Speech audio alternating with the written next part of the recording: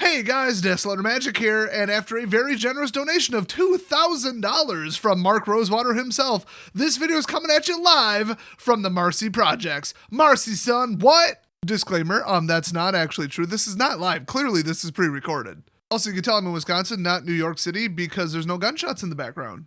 Also, if this joke doesn't make any sense to you, you should have watched my last couple videos. So hey, we got some actual legit spoilers, digital officially released spoilers for Theros. So first up, we've got Ashy Larry. Yes, again. And Larry here is the Sculptor of Fears on this particular edition, which is of course the front card from the Planeswalker deck, which by the way also explains why you're paying 6 mana for 4 loyalty, although you could drop it in and boom, +2, you're at 6. So the +2 is draw a card. Each player puts the top 2 cards of their library into their graveyard, so you and your opponent. I don't really get it. You're not going to mill them out, so why include the opponent? You're clearly going to try to resurrect some card from your graveyard to do some graveyard synergy thing. That's kind of what Black-Blue does right now a little bit. But 2 at a time, you're not exactly going to mill your opponent out, but the -5 ability is where this really comes into play. And by the way, speaking of coming into play, it comes into play with 4, so you can't just -5 it, which is good. So put target creature card from a graveyard onto the battlefield under your control. And we don't mean until end of turn, so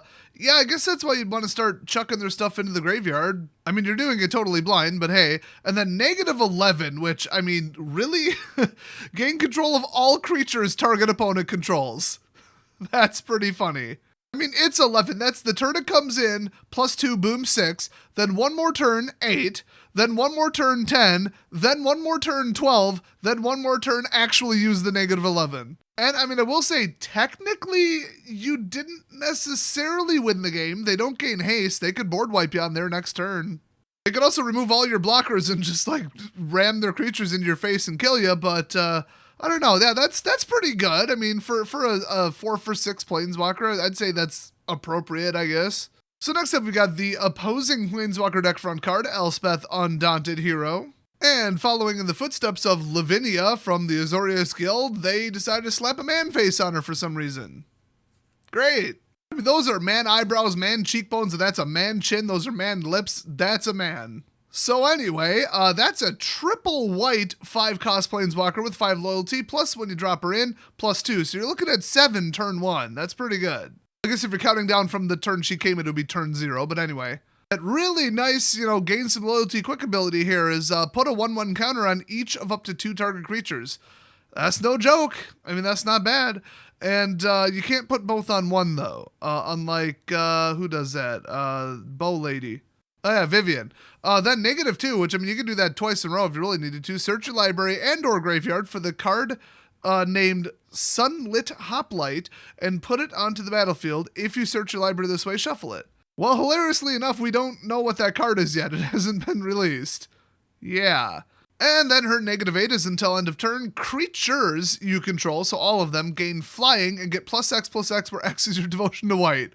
Okay, that's pretty much just win the game. This card is no joke good enough to be a 1 or 2 of in a white devotion standard constructed deck. I fully expect this to be a $5 or $6 card, maybe 7 or 8, like a Johnny from M19. And I gotta say, I mean, you drop her in, 5, go +2, that's 7, do it again, boom, alt. So 2 turns away, ouch.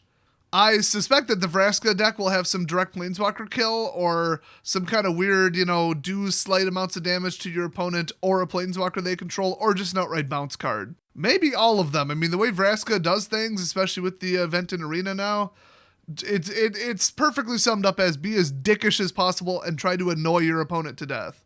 So next up, we've got Commanding Presence, which is card number 007, which is always awesome. I gotta say that artwork style is very old Magic. That's kind of cool. So it's a 4-cost aura, so you're really going all in and putting your chickens in one basket here, but an enchanted creature gets +2/+2 and has first strike, and whenever this creature deals combat damage to a player, create a 1/1 white human soldier creature token. Oh boy. If this costs 3, I would say it's good. At 4, I think you're really investing hard in this. I mean, 4 is up there for a mono white blitz combat heavy deck. Also, 3 generic, 1 regular white doesn't really do much for your devotion, so I don't love this card.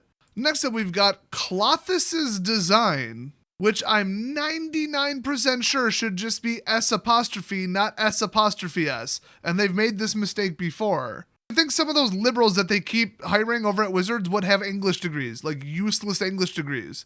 Anyway, I don't know who the hell Clothis is, but this is their design, and it's 6-cost sorcery in green, which is kind of like costing 3 in any other color. Creatures you control get +X until end of turn, where X is your devotion to green. I mean, this doesn't grant trample. You might think, oh, just like boost everything a ton for 6. That's not that great. It's not good enough. If they had a trample to this, can you even imagine? I mean, just no, that's not going to happen. This is an insane card, and when you're at this insane of a power level, you really do need to go to 6 mana.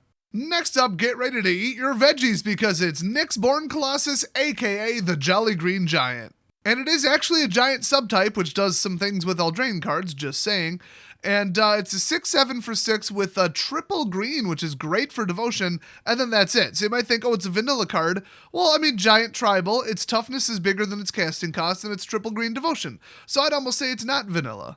It's at least either vanilla plus or French vanilla. Sure, let's go with that. Next up, we've got Cetessan Champion, and some of the Cetessan cards with like the word Cetessan in the name are like the best in all of Magic. Some of them made their way to my modern decks. Anyway, it's a 1/3 for 3, Human Warrior, it's a rare, it has Constellation. Whenever an enchantment enters the battlefield under your control, put a 1/1 counter on Cetessan Champion and draw a card.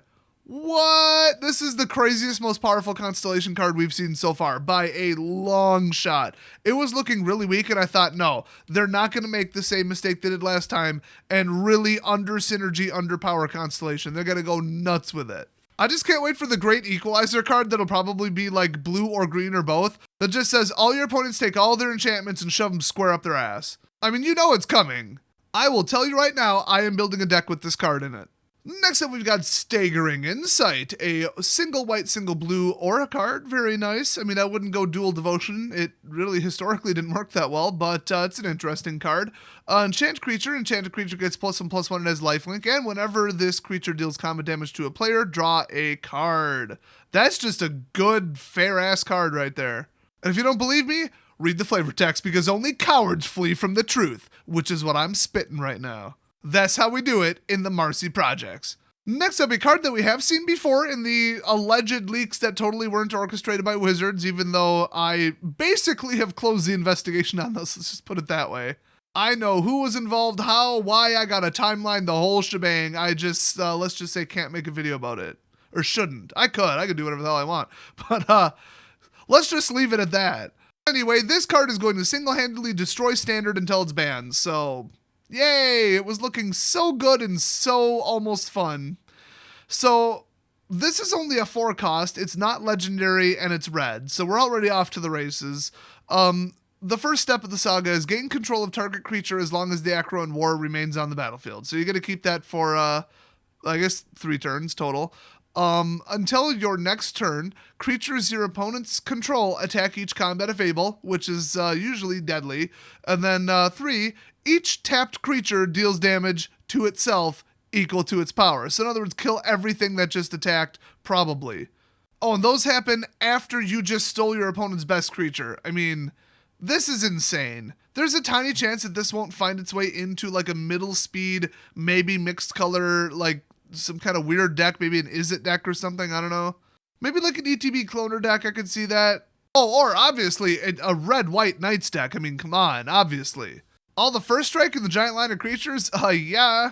Yeah, this card is completely unfair, completely overpowered, completely ridiculous. Should have been legendary. I hate everything about it. It never should have been printed. Next up, we've got Leonin of the Lost Pride. It's a 3/1 for 2. I think we might have already seen this one, because this doesn't even look like a digital leak. But when Leonin of the Lost Pride dies, exile target card from an opponent's graveyard. So that's just a nice little, screw you on the way out. With all the crap coming back from the graveyard, I'll take all the free weird triggers I can get, and a 3/1 for 2 ain't no joke. Next up, we've got Underworld Ragehound, aka Cerberus. So it's unfortunately a 3/1 elemental, which we don't need more of those. Come on, elemental decks are really annoying. And it attacks each round if you're able, so okay. And then it has Escape 4, where if you exile 3 other cards from your graveyard and pay 4, it escapes, which means it re-enters play directly, with a 1/1 counter on it. So then it's a 4/2 that attacks each combat if able. So with Escape, you don't really care that it attacks each combat and might die, because they probably lost a creature in killing it. And besides a couple cards that I'm very sure we've seen before, that is it for today.